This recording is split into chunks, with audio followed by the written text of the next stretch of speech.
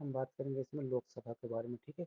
लोकसभा को हम पीछे पढ़े थे, तो क्या बोला जाता है? House of the people. House of the people इसको बोला जाता है। ये तो क्लियर है, क्यों बोला जाता है इसको हाउस ऑफ द पीपल, तो क्लियर है, बताया था। अब बात करते हैं इसका मैक्सिमम स्ट्रेंथ कितना है। लोकसभा का मैक्सिमम स्ट्रेंथ कितना है? 550। इसमें से जो 530 होते हैं वो स्टेट से आते हैं और 20 आते हैं यूनियन टेरिटरी, दैट इज केंद्र शासित प्रदेश। जो प्रेजेंट मेंबर कितना है इसमें? 545। प्रेजेंट मेंबर कितना है? 545। इसमें से 530 जो मेंबर्स हैं वो कितना है? स्टेट से आते हैं। 13 जो मेंबर्स हैं वो आते हैं यूनियन टेरिटरी से। जो दो मेंबर्स हैं वो आते थे एंग्लो इंडियन से। लेकिन क्या हुआ कि 104th कॉन्स्टिट्यूशनल अमेंडमेंट एक्ट 2019 से 19 में क्या हुआ कि जो जो दो एंग्लो इंडियंस के लिए जो सीट फिक्स कर दिया गया था, उसको क्या कर दिया कि रिमूव कर दी। अब शायद अब क्वेश्चन है एंग्लो इंडियंस का मतलब क्या होता है। तो एंग्लो इंडियंस का मतलब ये होता है कि जो हमारा कंट्री था पहले ब्रिटेन के रूल में था, ठीक है। तो आफ्टर इंडिपेंडेंस के बाद कुछ ब्रिटिशर्स लोगों ने क्या किया कि इंडिया में ही रिसाइड कर दिया, इंडिया में ही रहना शुरू कर दिया। तो उनका जो पॉपुलेशन को, तो कुछ कुछ प्रोपोर्शन में वो इंडिया में रहते हैं, ठीक है। तो उन्हीं के लिए दो सीट लोकसभा में फिक्स कर दिया गया कि जो दो सीट पे एंग्लो इंडियंस ही आएंगे। दो सीट पे एंग्लो इंडियंस का ही रिप्रेजेंटेशन होगा लोकसभा में। लेकिन 104 अमेंडमेंट 104 कॉन्स्टिट्यूशन अमेंडमेंट एक्ट में 2019 में जो आया, उसके थ्रू हम ये जो दो सीट है उसको हम हटा दिए। जो क्राइटेरिया था दो सीट एंग्लो इंडियंस के लिए फिक्स करना, उसको हम हटा दिए, ठीक। तो अब क्वेश्चन आपका पास आएगा कि क्वेश्चन शायद ये आ सकता है कि कौन से कॉन्स्टिट्यूशन अमेंडमेंट में के थ्रू जो एंग्लो इंडियंस के लिए सीट फिक्स था लोकसभा में, उसको रिमूव कर दिया गया है। तो क्या आएगा? 104th कॉन्स्टिट्यूशन अमेंडमेंट है। अगला क्वेश्चन बनता है कि जो एंग्लो इंडियन का जो रिप्रेजेंटेशन था पार्लियामेंट में, उसमें कौन से हाउस में था? लोकसभा में था या राज्यसभा में था? तो किस में था? बात कर रहे हैं हम लोकसभा के बारे में ना, तो लोकसभा में था, ठीक है। और कितने नंबर थे उनके लिए? कितने नंबर था? कितने रिप्रेजेंटेशन होना चाहिए था एंग्लो इंडियंस के लिए? कितना नंबर था मेंबर? दो। दो हम किए है ना, दो सीट उनके लिए, एंग्लो इंडियंस के लिए दो सीट फिक्स हुआ है ना, ठीक है। अब हाउस ऑफ द पीपल किसको बोलते हैं? लोकसभा को बोलते हैं। ये भी क्लियर है। अब एक क्वेश्चन और था कि जो हिंदी नाम है, हिंदी नाम जो है लोकसभा कब अडॉप्ट किए थे? 1954 में। ये लोकसभा से जो अभी के फिलहाल जितना पढ़ा है उससे लोकसभा में कितना क्वेश्चन जो बन रहे हैं वो अब क्लियर है, ठीक है। इतना क्वेश्चन शायद बन सकता है, ठीक है। अब जो लोकसभा का जो टर्म कितना होता है? 5 ईयर्स के लिए टर्म होता है, ठीक है। 5 ईयर्स के लिए टर्म होता है। और जो काउंट होता है जब इलेक्शन के बाद जो फर्स्ट मीटिंग होता है ना एमपी लोगों का, जो फर्स्ट मीटिंग होता है उससे हम काउंट करते हैं जो 5 ईयर का पीरियड कंप्लीट होने का, ठीक है। एक ही ले रहे। अब प्रेसिडेंट के पास पावर क्या होता है कि वो लोकसभा को डिजोल्व कर सकता है, लोकसभा को डिजोल्व कर सकता है। राज्यसभा को डिजोल्व नहीं कर सकता क्योंकि वो एक परमानेंट बॉडी है। और उसमें क्या होता है? रिटायरमेंट कब होता है? 2 ईयर के कंप्लीशन के बाद 1/3 मेंबर क्या होते हैं? रिटायर कर जाते हैं। लेकिन इसमें क्या है? 5 साल के बाद सारे मेंबर रिटायर कर जाते हैं, ठीक है। तो अब ये जरूरी मैंडेटरी नहीं है कि 5 ईयर जो कंप्लीट हो रहा है तभी लोकसभा को डिजोल्व कर सकते हैं, ठीक है। ये मैंडेटरी नहीं है।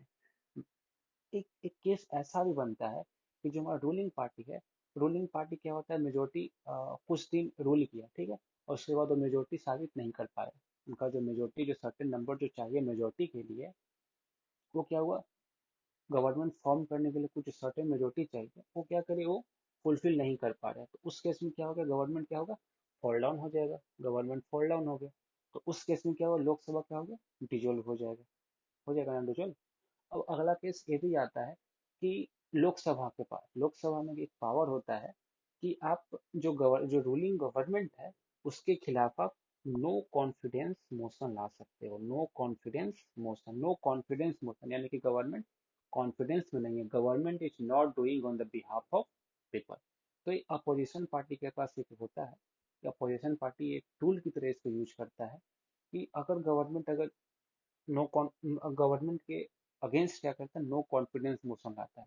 अगर ये नो कॉन्फिडेंस मोशन गवर्नमेंट के अगेंस्ट लोकसभा में पास हो जाता है तो इस केस में भी गवर्नमेंट एनी हाउ डिजाइन करेगा।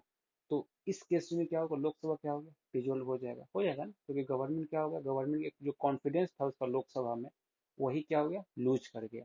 एक जो ट्रस्ट था गवर्नमेंट के ऊपर ट्रस्टी लोकसभा का जो लोग है उसको खत्म हो गया। तो नो कॉन्फिडेंस मोशन में था। अब मे भी क्वेश्चन ऐसे भी जा सकता है कि जो नो कॉन्फिडेंस मोशन है वो किस हाउस, जो पार्लियामेंट के किस हाउस में स्टार्ट होता है। तो नो कॉन्फिडेंस ऑलवेज स्टार्ट होता है इसमें, लोकसभा में। अब क्यों होता है लोकसभा में, क्यों होता है राज्यसभा में क्यों नहीं होता? क्योंकि हम पढ़े क्या है कि लोकसभा के हाउस ऑफ द पीपल है, हाउस ऑफ द पीपल। और यहाँ बात करें नो कॉन्फिडेंस, यानी कि गवर्नमेंट कॉन्फिडेंस में नहीं। अब गवर्नमेंट को कॉन्फिडेंस किसके प्रति होना चाहिए? ऑब्वियस सी बात है ना कि पीपल के प्रति होता है। पीपल के प्रति उसको होना चाहिए, उसको अकाउंटेबल होना चाहिए पीपल के प्रति। अगर अगर वो पीपल के लिए अकाउंटेबल वो नहीं काम कर रहे, अकाउंटेबिलिटी उसका नहीं हो रहा है, उस केस में क्या हो, उस अकाउंटेबिलिटी नहीं हो रहा तो क्या आया? नो कॉन्फिडेंस मोशन उसके अगेंस्ट पास हो गया, ठीक है। क्योंकि अपोजिशन पार्टी सक्सेसफुल हो गए गवर्नमेंट के खिलाफ नो कॉन्फिडेंस मोशन पास करने के लिए। अब राज्यसभा में क्यों नहीं होता? क्योंकि Rajya Sabha house of the people नहीं है। वहां तो राज्यसभा में स्टेट का रिप्रेजेंटेशन हो रहा है ना, लेकिन लोकसभा में हो रहा है पीपल का रिप्रेजेंटेशन। इसलिए क्या होता है, जो नो कॉन्फिडेंस में होता है वो ओनली लोकसभा में पास होता है। अब शायद आप नहीं भूलोगे, आई एम 100% श्योर। और एक ये भी होता है कि ऐसे तो नॉर्मल मेरा 5 साल का पीरियड तो है ना, लेकिन इमरजेंसी आ गया, अगर कंट्री में इमरजेंसी का पीरियड आ गया, तो उस समय क्या होता है, लोकसभा का जो हम पीरियड क्या कर सकते हैं, एक बिल को पास करके रिजोल्यूशन लाकर हम क्या करते हैं, इसका एक बार में 1 साल के लिए हम लोकसभा के टर्म को एक्सटेंड कर सकते हैं, एक बार में 1 साल के लिए, 1 ईयर एट ए टाइम हम इसको एक्सटेंड कर दें। लेकिन यहाँ पे एक और बात है कि एक बार में बस 1 साल के लिए करेंगे, लेकिन हम कितने, मतलब 1 साल जैसे ही कंप्लीट हुआ, इमरजेंसी चल रहा है, फिर से हम कोई सा रिजोल्यूशन लाएंगे और फिर से उसका हम टर्म को 1 साल के लिए बढ़ा देंगे। तो ऐसे करते करते हम इनडिफिनिट नंबर ऑफ टाइम हम लोकसभा का जो टर्म है उसको हम बढ़ा सकते हैं, लेकिन एक बार में 1 साल, ना कि 2 साल 3 साल, एक बार में बस एक ही साल। अब मान लें कि 1 साल बढ़ा दिए और उससे पहले क्या हुआ, इमरजेंसी क्या हो गया, खत्म हो गया, इमरजेंसी खत्म हो गया। तो जो हम 1 साल का जो पीरियड जो बढ़ाए थे वो मैक्सिमम से मैक्सिमम चलेगा कितना, 6 महीना के लिए चलेगा। मैक्सिमम से मैक्सिमम कितना चलेगा, 6 महीने चलेगा। मान लें कि 5 साल का पीरियड था लोकसभा का, ठीक है, ठीक है। और उसके बाद क्या होता है, इमरजेंसी लगा हुआ था, तब 5 साल जैसे कंप्लीट हुआ हम इमरजेंसी लगा दिए और क्या किए, 1 साल इसका और बढ़ा दिए, ठीक है। अब क्या हुआ कि 5 साल दूसरा महीना में, 5वां साल कंप्लीट करने के बाद और उसके बाद उसका अगले जो दूसरा महीना है उसी समय क्या हुआ, इमरजेंसी क्या हो गया, समाप्त हो गया।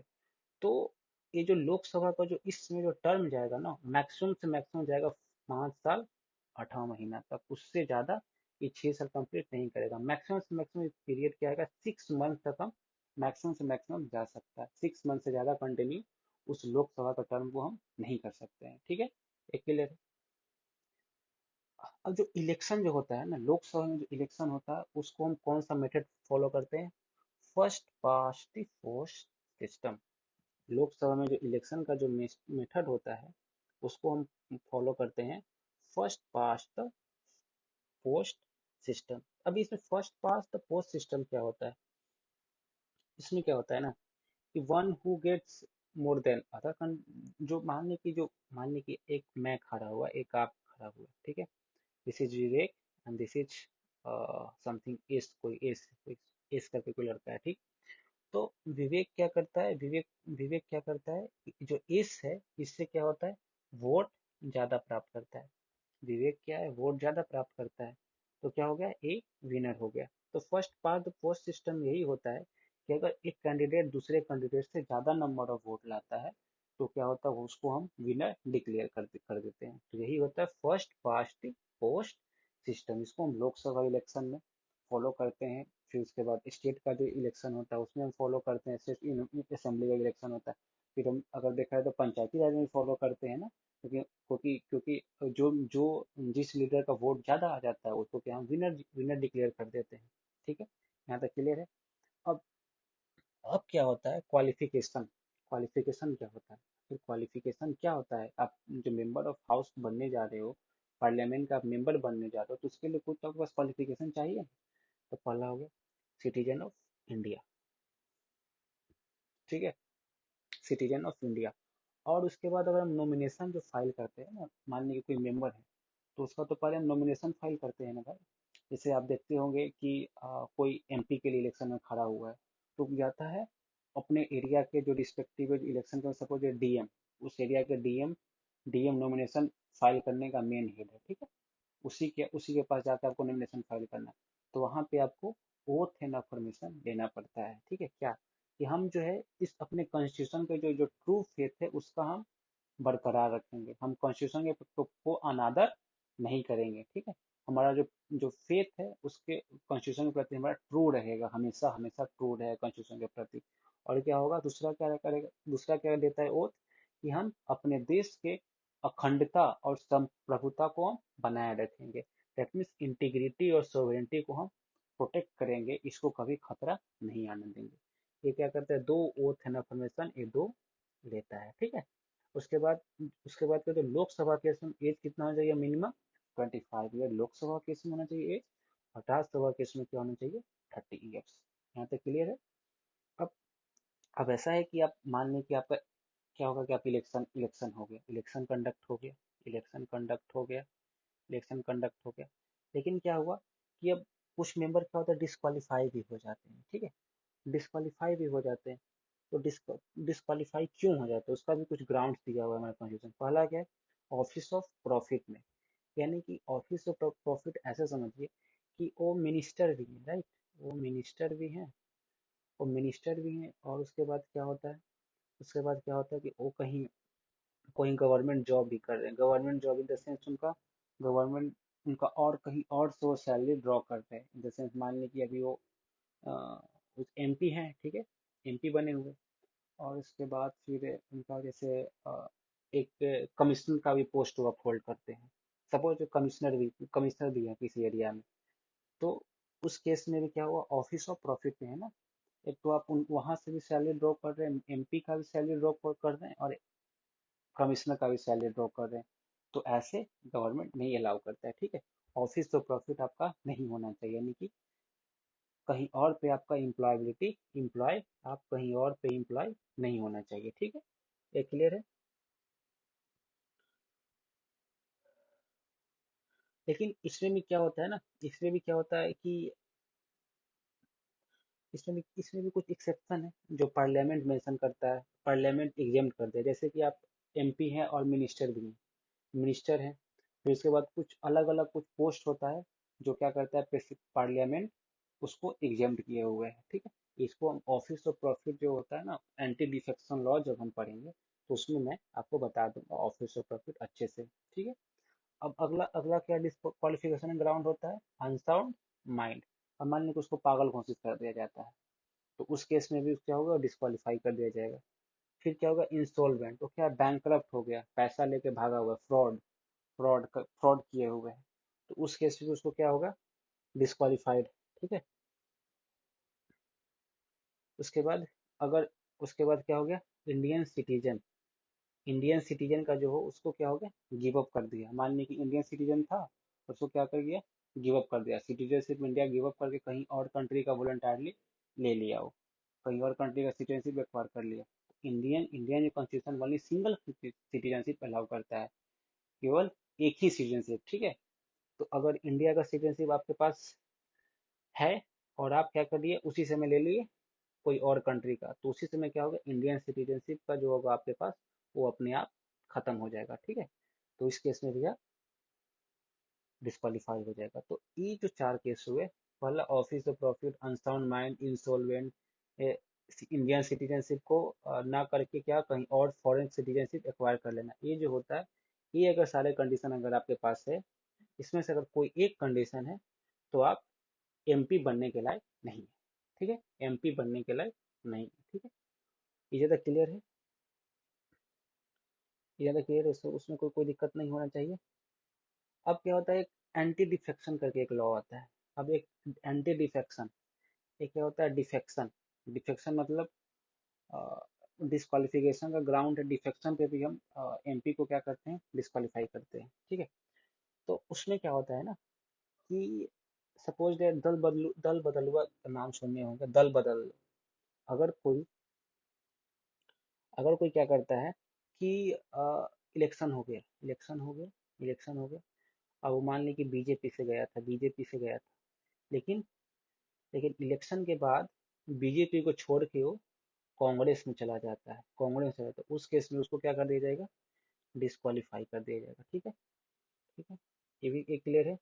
और दूसरा केस क्या होता है कि मान लें कि कोई है, जीता था इलेक्शन इसमें बीजेपी से, लेकिन क्या हुआ, उस मेंबर उस क्या हो गया, अब खुद के मर्जी से बीजेपी का मेंबरशिप को कर देता है।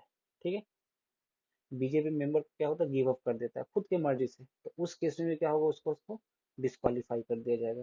ठीक है, ये हो गया। अब मान लीजिए कि अब अगला कंडीशन क्या होगा कि अब मान लीजिए कि बीजेपी बोला कि आपको मान लीजिए कुछ बीजेपी बोला कि आपको कोई पर्टिकुलर बिल आ रहा है, इस बिल को आपको सपोर्ट करना है। ठीक है, इस बिल को आपको सपोर्ट करना है, और उस कंडीशन में अगर आप बिल को आप सपोर्ट नहीं कर रहे हो, ठीक है, तो उस कंडीशन में भी आपको डिस्क्वालीफाई कर दिया जाएगा। अगर बीजेपी, सब मैं एग्जांपल बस ले रहा हूँ, अगर बीजेपी आपको बोलता है कि अपने मेंबर्स को बोलता है, बीजेपी अपने मेंबर्स को बोलता है कि आप इस बिल के पे वोट नहीं करेंगे, आप इस बिल पे वोट नहीं करेंगे, लेकिन आप पार्टी का जो डायरेक्शन है आप उसको फॉलो नहीं करते हैं, तो उस केस में भी आपको डिस्क्वालीफाई होने का चांस है। ठीक है, अब अगली क्या होता है कि आप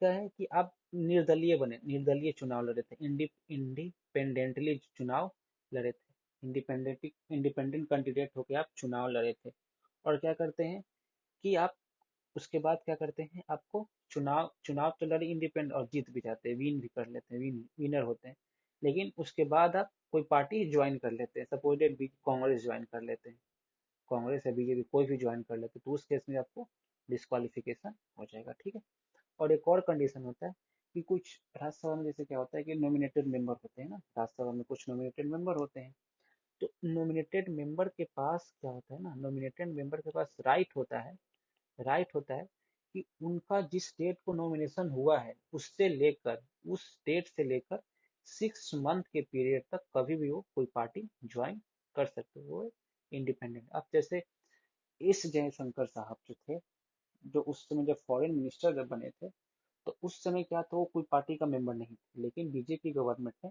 उनको राज्यसभा का मेंबर चुना था, राज्यसभा के मेंबर में नॉमिनेट किया था। ठीक है, नॉमिनेशन उनका फाइल किया था और नॉमिनेट किए गए थे।